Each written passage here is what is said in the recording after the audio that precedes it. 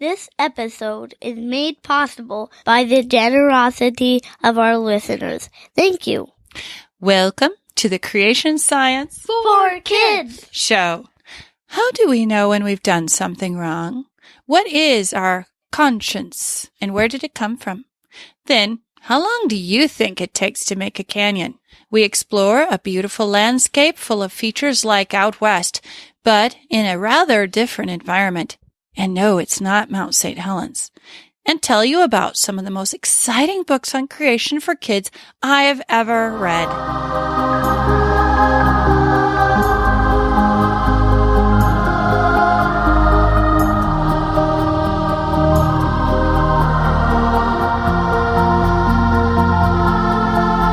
Praise the Lord.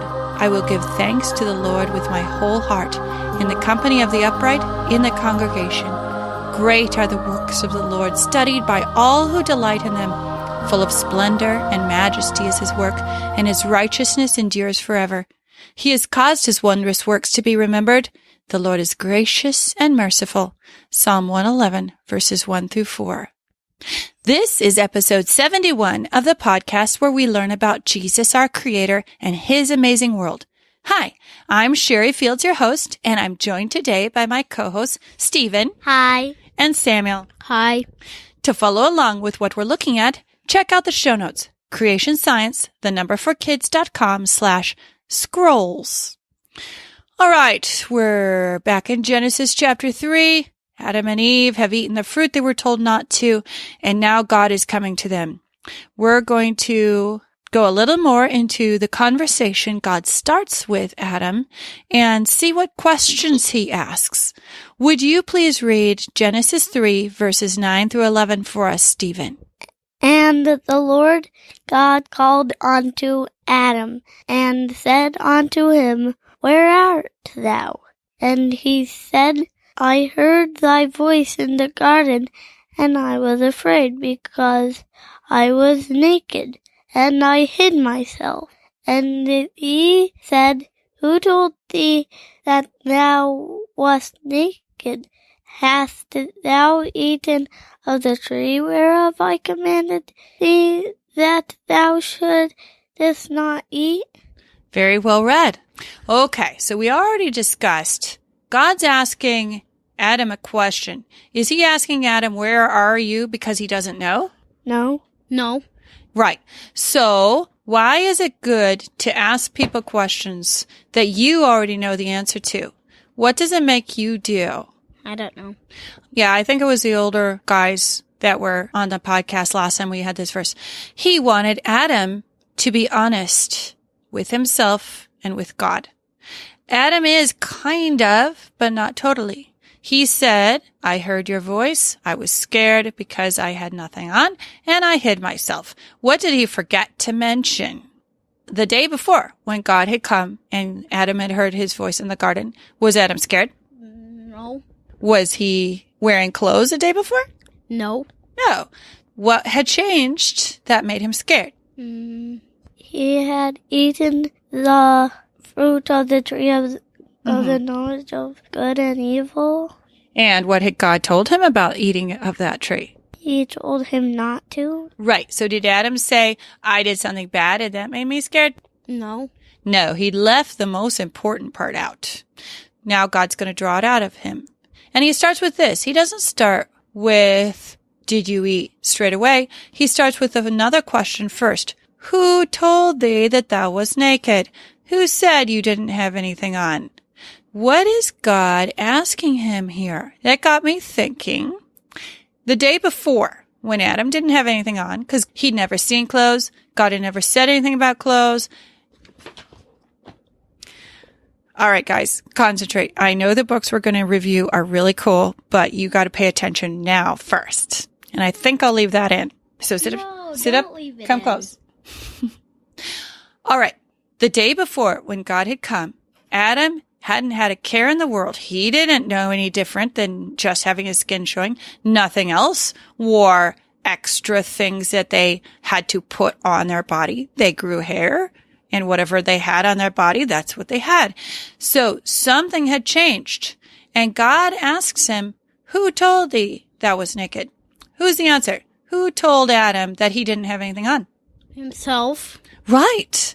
He had told himself. What had changed about Adam? Do you know that voice down inside you that says, you did something bad, you're doing something embarrassing? Do you know what we call that voice down inside of us? Our conscience. That's right. It's our conscience. This is something that changed with sin. Now, knowing you've done something bad, is that a bad thing? No.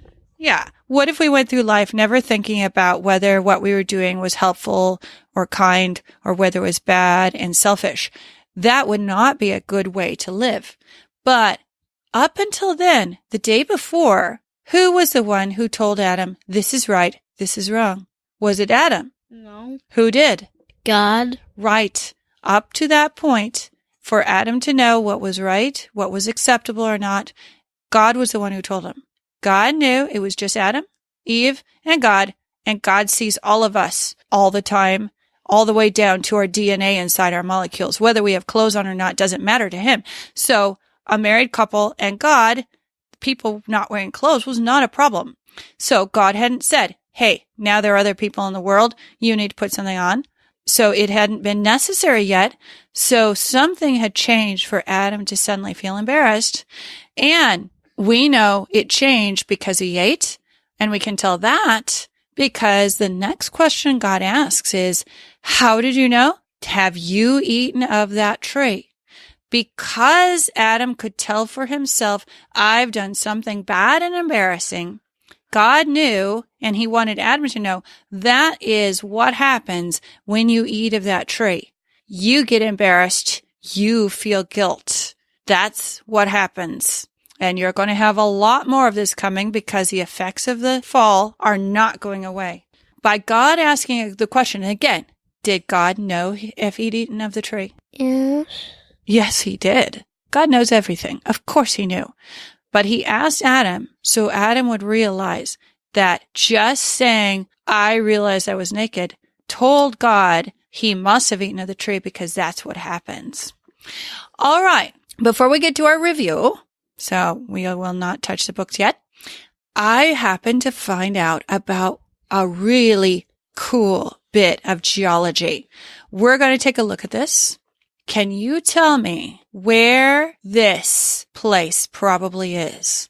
First of all, what do you see? Mountains. Sort of. Look at this line across the top. Is that mountains? No. No, it's flat. So what do you call that? Where you've got ground with trees and stuff and it's all flat and then all of a sudden, if you were walking, you would just fall off into empty space. What do we call that? A cliff. Yeah. So you've got cliffs. Now, this isn't that big. It's like 150 feet deep at the deepest, they said.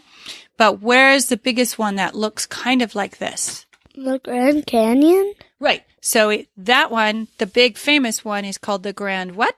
Canyon. Canyon. This is a canyon. Do you have any clue where it is? I think it's in Georgia. Yes. Yeah, you saw me studying about this. Yeah, you can tell it's not out west just from the picture because although you've got all this exposed dirt and all these beautiful layers, mostly reddish brown and white, there are big pine trees growing all over. So you can tell it's not as big and you can tell it's not in a desert. Yes, this is in Georgia. Now, I on purpose made sure you didn't find out too much. How old do you think the geologists tell us this canyon is? Millions of years old. Good guess. What do you think? Do you agree with Samuel? Yeah. Well, you could have been right, but no. Both the creationists and the people who think that the earth has made itself both say this canyon is less than 150 years old. What do you think? Wow. It's a baby canyon. Can you believe that? No. Yeah. Does it look 150 years old to you? No. Yeah. That's where it got really cool. I saw the canyon. It's like, oh, that'd be fun to go visit. I've never heard of this place. And then I found out nobody thinks this is even 1,000 years old. Everybody knows it's less than 200 years old. So then I had to find out more. So here's the story. And this isn't a made-up guess story. This is a real story because people were there, wrote it down. I don't know that they took pictures. I haven't seen any, but told about it and said, we saw this happening. Okay. 200 years ago, farmers moved into Georgia, into this part, in the plains. It's in Lumpkin, Georgia, and they started farming. First thing, if you move into an area that looks like this, what do you have to do before you can farm it and grow corn and stuff on it? What do you have to do? If you just planted corn in there, would it grow really well? No. You need to Water it? No, it gets plenty of water. In fact, the rains are causing a lot of what's going on. If you move into a forest, what do you have to do before you can farm it? Have to cut the trees down and allow it to get sunshine. Right. First, you have to clear the fields, cut down the trees. So that's what they did. Then, do you know how you prepare a field? When a farmer's going out, before he just throws his seeds around, even back 200 to 1,000 years ago, what would they do first to make sure the seeds would grow well? They have to make the dirt Ready? right. You have to make it ready. How do you do that? You have to hoe it. It's not called hoeing. Do you know what it's called, Stephen? No. Okay. It's called plowing. So you have some sort of metal thing. They used to use wood if they had to, something to break up the dirt. And that's what they did. And they kept farming, and Georgia gets plenty of rain. It is not a desert. And you know what happened? This soil on top is quite soft. When it would get a heavy rain, some of it would get washed away. The farmers didn't plant bushes or anything to keep the soil from washing off the edges of their field. They just let these little ravines, holes in the ground, grow.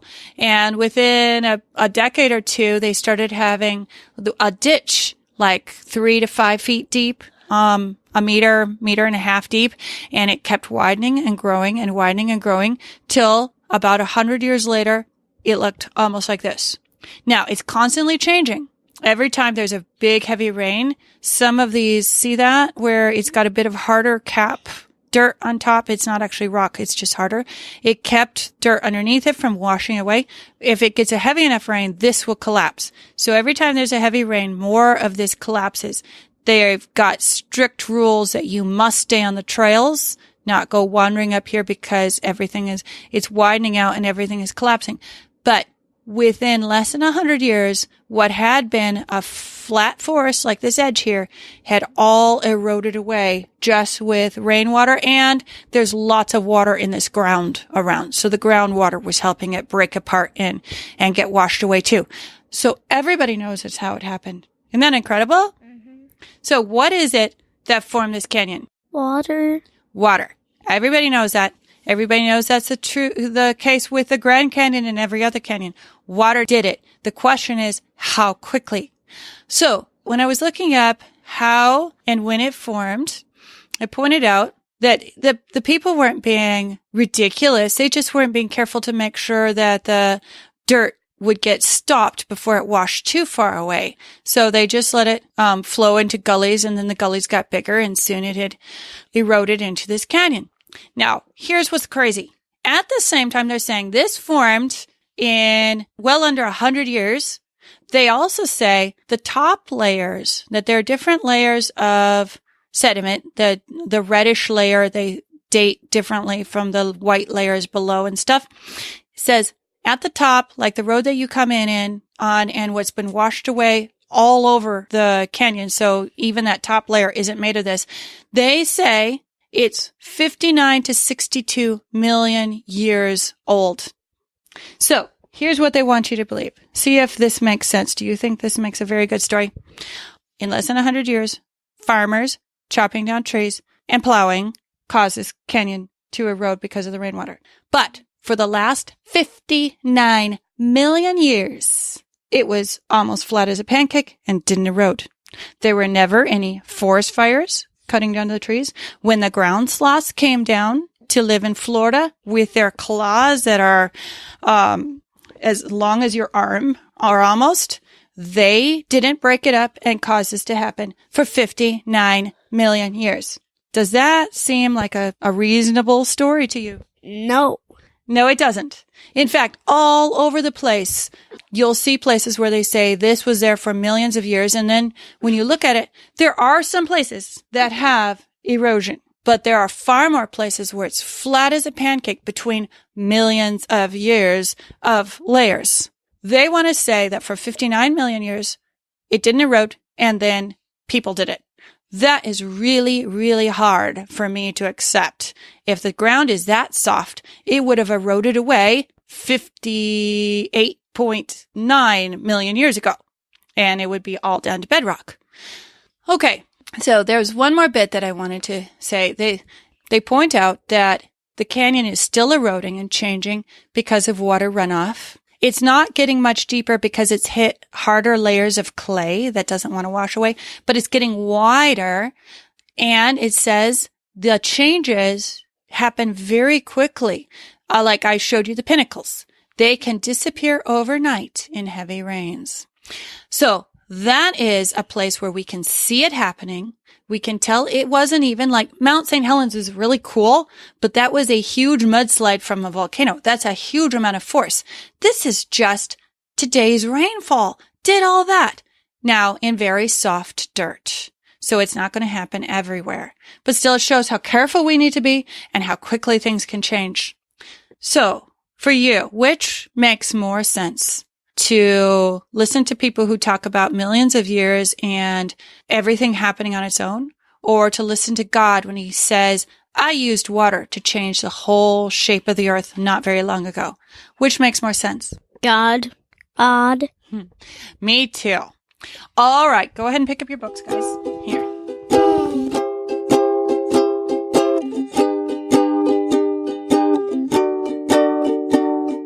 What are these two books? And be sure to check the show notes, both so you can get links to buy your own copy and so you can see how cool the covers are. Did you know it was going to be a fun book when you picked it up, or did you think it was going to be boring? I thought it was going to be fun. Yeah, the drawings are wonderful. They're kind of cartoon-like, very child-friendly. It's the kind of book I would have picked up when I was a girl, and my kids have picked up, and even my little one wants to look through the drawings.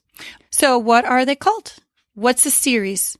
The Secret of the Hidden Scrolls. And the author is M.J. Thomas, and it's put out by Worthy Kids, which is a subcategory of ideals. I ran into this. I think a mommy blogger had reviewed it with her kids and they had really liked it. And I thought this is perfect. And I contacted them and said, hey, can I have review copies so I can tell my people about it? They said, sure thing. I had it within a week. And I've been trying to get my reluctant reader to read it for a month now, but we had fun anyway. Okay. What is the first book about, Stephen? It's about how God created the earth. Right. So it's called Book 1, The Beginning. And the second book, Sammy? Race to the Ark. Right. And these are the two that are published so far. There's apparently, if I remember right, in the first book, it said there were like 7 scrolls. Yeah. So the idea is that, who's the main character? Peter. Peter and his sister?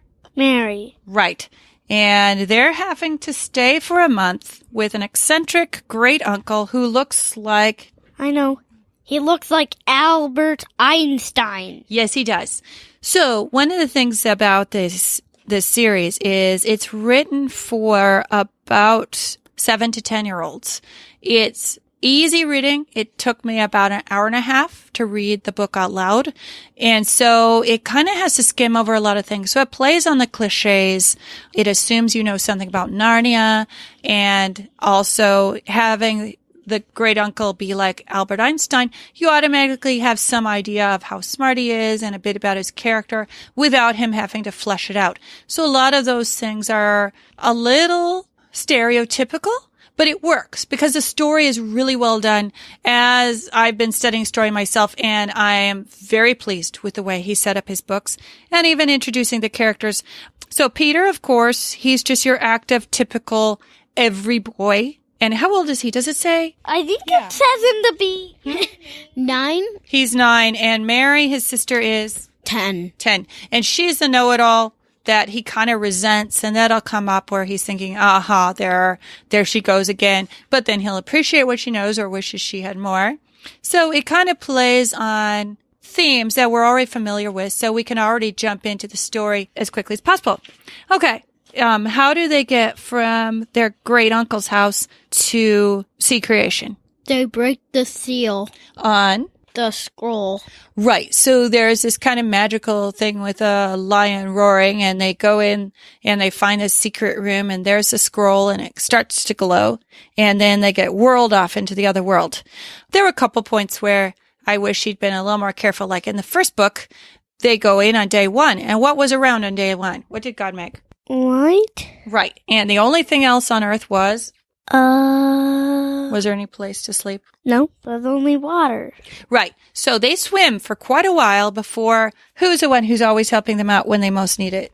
Michael. The angel. Right. Michael comes. He has a boat. Of course, again, for kids, everything's simplified where although it acknowledges that it was originally in Hebrew, everything switches to English and all the characters that they meet speak perfect English. So that didn't bother me any. So in the first book, they swim for quite a bit before Michael comes and rescues them. And at the very end of where the flood of water is coming up, although it's being kind of a tranquil flood and not just sweeping them away and clunking them with huge tree trunks smashing into them from the violence of the storm, they're going to not be able to hold themselves up, their noses above the water for more than like 5 minutes. It's like, really? The author, of course, had spent a lot longer between writing about day one of Creation Week and the climax of the second one, and it worked to make it more exciting. Anyway, so what is it they have to do? So they experience all these things. They get to watch God, but what makes it exciting so that you're wondering how they're going to make it? So they have to unscramble the words? Not exactly. Yeah, because they started out in Hebrew, and they have to get some words on the scroll. In the first book, it's how many words they have to solve? 3. Yeah, and in the second? 6. Right. And how do they know they've solved it? What happens? The scroll shakes and it forms the letter right. from Hebrew into English. Right. And all they have to do is say the word, because sometimes they do it accidentally and don't even know they've done the right one. So it has all kinds of exciting things. Who's the bad guy in both books? Satan. Right. And that was really fun to do the voices as I was reading it out loud to be the snake. And in the first one, they couldn't let Adam see them because there weren't any other people around. In the second book, because Noah was used to lots of people, they got to meet Noah's family and live with them and stuff. So that was kind of cool. Did you have a favorite thing that happened that made you laugh or you liked? I did. Mm-hmm. It's when Mary did the karate kick to Satan. Yes. That was super funny. It was, yeah. That was particularly good. Of course, it did not rescue them. They had to get Michael's help. But yeah, that was pretty funny. Anything else that stood out to you, Samuel? Was the book exciting? Yes. Yeah. Yeah. In fact, he did a really good job. Better in the second one, of course. But he's very good at making a cliffhanger end of chapters that keeps children reading. So as far as getting a early chapter book reader, this was ideal. I was very impressed. The author himself has several children that are about in that target age, and I was very pleased with how he focused on his ideal audience, kept it very clean. As a children's author, he nailed it. It's really, really good.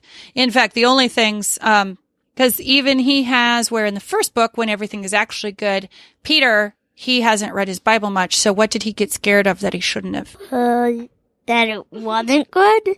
Well, he was afraid this animal was going to hurt him, but he didn't actually have to worry about it. It was a shark. A shark? And then what chased him up in the tree? And then he rode on it later after Mary calmed him down. A rhino. A rhinoceros. Yeah. So in the first book, they had several things because there isn't anything scary actually in A Perfect Creation, but Peter thinks it is. So that gives you cliffhangers. And of course, there were more possibilities for real cliffhangers in the second. They did a good job of making everybody kind of mean, but not overwhelmingly evil when you have the whole world evil. So I was impressed with him. So the one thing in the second book I would sit down and talk to them. My kids, like he has that Noah is the brother of Tubal, Cain, and Jabal. Let's see. Lamech had 2 wives in chapter 4. He was a descendant of Cain, and he had those 2 boys. And Noah's father was also named Lamech. So that might be where he was getting it from. There was no description of why they were related, but these Lamechs can't be the same one because they have 2 different dads, unless he's doing the same thing that you have in the New Testament where your wife's father is considered your father. So maybe they were brothers-in-law. That is something that's actually fairly common, to think that Noah's wife was that sister in chapter 4. What was her name? Naamah, something like that. That is something I've run into. Yeah, Naamah in chapter 4, verse 22. He didn't go into it at all. What I did like, even if that's speculation, was that Noah had people he cared about. One had died, according to the story, and the other was about to get drowned, and there wasn't anything Noah could do about. So it kind of brings it home very, very gently. He did a great job making you understand why God would need to wipe the slate clean without terrifying you, which you can very easily do if you're not careful. Anything else we want to say? What do you think families should do when they find out about these books? Would you just say, they're okay, don't bother about them? No. What would you say? They're awesome. They're awesome, and what should they do if they don't own it yet? Buy it, then read all of them. Yeah. Do you think we should buy the rest when they come out? Yeah. Yeah, definitely. They are a lot of fun, and I expect they will see a fair amount of use because I've got 4 that are going to be coming through this age group and need something fun, easy to read, colorful, and it's just an added bonus that it's both about the Bible and about the topics that I like. Yeah, kudos to MJ Thomas and to Worthy Kids for taking this on, doing a good job. The illustrator did a little bit bathtubby arc. There's no question that the author, Mike Thomas, he graduated from Liberty University. So he was not trying to shrink the arc down. It's just an illustrator, and it is so difficult. If you ever try to draw an arc that looks as gigantic as the Ark Encounter, send it to me. And I can turn it into a printer page, and so other kids can draw it, because it is apparently incredibly difficult to draw to scale and have it fit on a page. So I gave them some slack there. I am very pleased with what they did, and I do look forward to the rest of the series. So kudos to them.